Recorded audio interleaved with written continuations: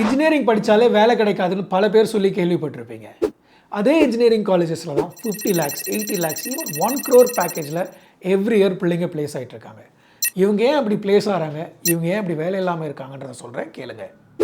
இந்த டாப் கம்பெனிஸில் ப்ளேஸ் ஆகிற பிள்ளைங்க பார்த்தீங்கன்னா நல்ல ஃபோக்கஸ்டாக இருப்பாங்க. இன்ஃபேக்ட் அவங்களோட decision making 10th and 12th ஷார்ப்பாக நான் என்ன ஆக போகிறேன், எந்த மாதிரியான கம்பெனிஸில் ஃபோக்கஸ் ஆகணும், அதுக்கு நான் என்ன பண்ணணுன்றத ஒர்க் ஸ்டார்ட் பண்ணிடுவாங்க.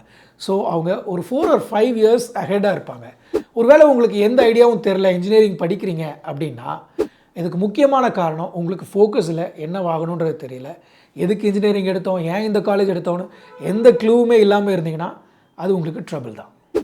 இன்ஜினியரிங் படிக்கணும்னு ஆசைப்பட்றேன், ஆனால் என்ன கோர்ஸ் எடுக்கிறது, என்ன காலேஜ் எடுக்கிறது, அட்மிஷன் ப்ராசஸ் என்னன்னு சொல்லி கன்ஃபியூசிங்காக இருக்கீங்களா? கேப்ஷனில் தெரியிற நம்பருக்கு கால் பண்ணுங்கள். Will be glad to help you. And இந்த மாதிரி யூஸ்ஃபுல்லான யூனிக்கான கண்டென்ட்டுக்கு சோட்ஸோ டிரைஸ் பேஜை ஃபாலோ பண்ணுங்கள்.